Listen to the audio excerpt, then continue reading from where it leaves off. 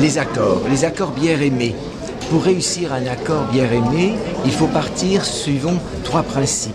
Ces principes, je vais vous les donner, mais il faut d'abord, je dirais, prendre votre assiette, vous respirez les arômes de votre mets, et vous goûtez votre mets, et vous allez sélectionner des saveurs. Ensuite, vous allez choisir votre bière, vous avez envie de, mettons, mettre en valeur tel et tel arôme de votre plat, telle et telle saveur de votre plat. Premier principe, principe de développement des arômes, développement des saveurs. Je vais choisir une bière qui va vous donner les mêmes arômes ou les mêmes saveurs. Je vais prendre un exemple, vous avez une volaille que vous faites griller, vous aimez cette odeur de peau de volaille bien grillée, vous allez prendre une bière ambrée qui va vous donner des arômes, je dirais, qui sont très proches. Moi, j'appelle plutôt ça des arômes toastés. C'est notre malt d'orge que nous avons amené à cette couleur caramélisée qui va faire un très très beau mariage. Deuxième principe, vous allez compléter les arômes et les saveurs de votre plat ou de votre bière. Par exemple, notre plat est toujours salé, notre bière ne l'est pas, donc vous allez compléter la totalité des saveurs fondamentales. 4 saveurs fondamentales, sucré, salé, acide, amer. Vous avez la même chose par exemple sur une choucroute et une bière blonde d'Alsace.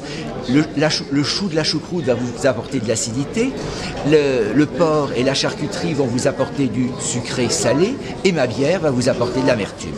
Troisième principe, le principe d'opposition. C'est-à-dire que je vais opposer entre eux ou entre elles des arômes et des saveurs, mais ce n'est pas pour les démolir, c'est justement pour les mettre en valeur. Le principe que vous connaissez bien, c'est le sucré-salé.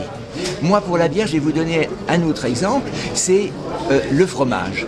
Si un jour on vous sert une bière qui sent le fromage, refusez-la, le brasseur n'a pas voulu que sa bière sente le fromage, elle est légèrement infectée. Par contre, si vous voulez faire un accord tout à fait intéressant, vous prenez un fromage et une bière. Alors, toutes les bières ne vont pas sur tous les fromages, mais par exemple, une belle bière blanche sur un fromage de chèvre, par exemple un sel sur chèvre, on va à ce moment-là marier les acidités du fromage et les acidités de la bière blanche. Ou bien sur un comté, je dirais, qui a déjà 18 mois, mettons, d'affinage, eh bien vous allez prendre une belle bière blonde et vous allez être étonné de voir comme l'un et l'autre vont vous amener, je dirais, à des épousailles tout à fait extraordinaires. Sur des fromages plus difficiles, comme des fromages très forts, vous avez par exemple sur un maroilles, un fromage du Nord, une bière brune. Mais j'ai par exemple en Alsace, à Beblenheim, la maison Fischer qui affine des Münster à la bière brune, et vous avez à ce moment-là, je dirais, une correspondance qui met en valeur ce carré des Vosges à la bière brune et cette bière brune.